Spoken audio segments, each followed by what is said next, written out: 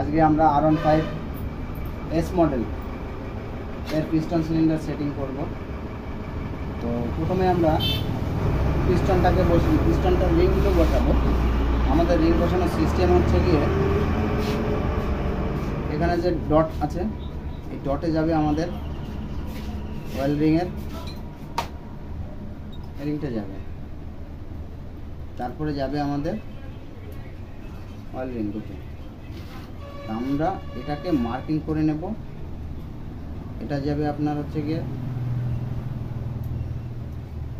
Spider ring যাবে এটা, আর এই অয়েল রিং দুটো আমরা এইভাবে একটা মার্কিং করে নেব। একটাই পাশে যাবে আর একটাই পাশে যাবে, তারপরে যে দুটো আছে একটাই পাশে যাবে আর একটাই পাশে যাবে। চলুন আমরা ফিটিং করে নেব।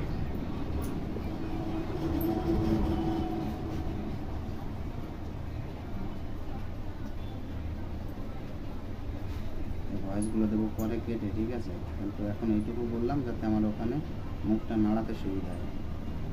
রিংটা ভাঁজ দেখেছেন, এই যে সেটটা এই ভাঁজটা এটা যাবে আমাদের এই দিকে, আর এই উপর সাইডটা থাকবে উপর দিকে।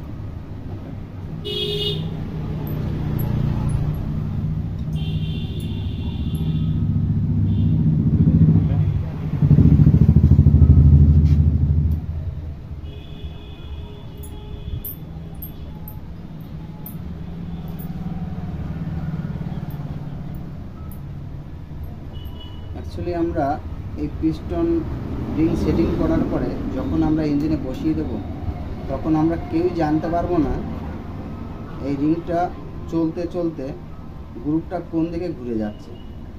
আর এটা আমাদের জানাও সম্ভব নয়, কারণ এটা তো তখন আমরা দেখতে পারবো না। আর আশা করি এইভাবেই সেটিং করলে পরে আপনার পিস্টন রিংটা অনেকদিন টেকসই হবে। এটা তোমার এমন বাতিল এর এই প্যাচ খারাপ হয়েছে।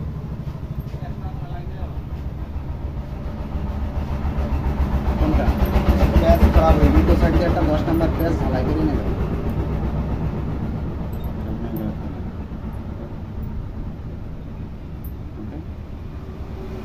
ও হবে না এর মধ্যে অত ভিতরে সেন্টার করে হবে।